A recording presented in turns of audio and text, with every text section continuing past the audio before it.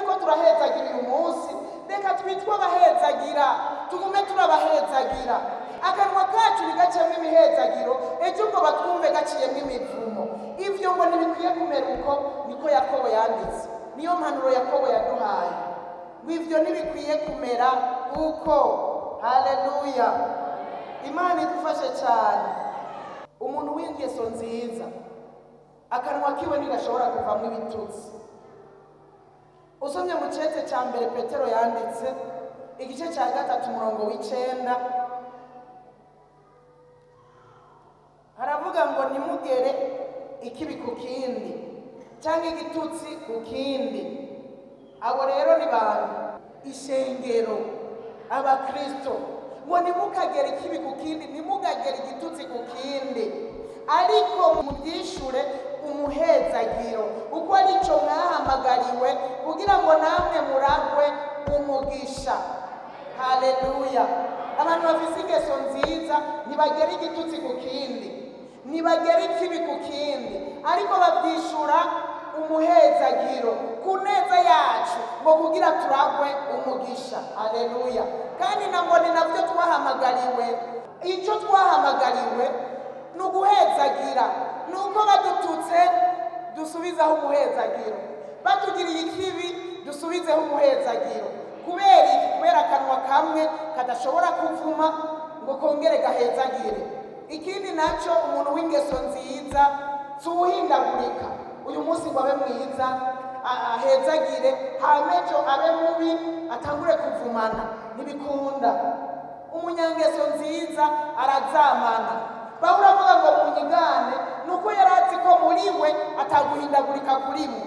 Yarazi ngo ari uyu munsi, ejo niko azoba ari, ahubwo bizorushiriza kuba byiza. Haleluya.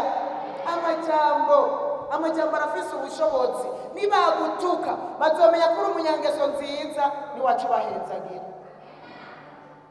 Nibakugirira ikibi bazomenya ko uri umunyangeso nziza, niwacu bahezagira. Naho bakugiriye ikibi, kuko utakoze ibyo uzokwisanga nawe wishuye igitutsi ku kindi, usange wavumanye nk'uko bakuvumye. Bakugirira ikibi, nawe urondere kwihora wishura ikibi. Ibyo rero ntibibereye abera, ntibibereye abakristo, ntibibereye abanyangeso nziza. Imana idufashe cyane. Amajambo afise ubushobozi. Ijambo ry'Imana, nagira ndabibutse yuko rihindura ingeso. Niwasoma ijambo ry'Imana, nagira ndakubwire ngo rizoguhindura ingeso, riguhindura ingendo, riguhindura inyifato. Amajambo arafise ububasha. Ijambo ry'Imana ryo riraduhindura. Usomye mu cete Pawulo yandikiye Timoteyo mu gice cya 3 umurongo wa 10 na 6 n'uwa 17, haravuga ngo ijambo ry'Imana rifise ububasha bwo kuduhana, bwo kuduhanura, bwo kudutunganya, bwo kudutoza indero nziza mu kugororoka, kugira ngo tube abantu bashitse bashobora gukora igikorwa cyiza cyose. Haleluya. Ijambo ry'Imana rirahindura. Uwari afise ingeso mbi arashobora kuzivamo. Nico gituma umuntu iyo yakiriye Yesu nk'umwami n'umukiza, nahindura ingendo, nahindura ingeso, agakiza nikaba karinjiye.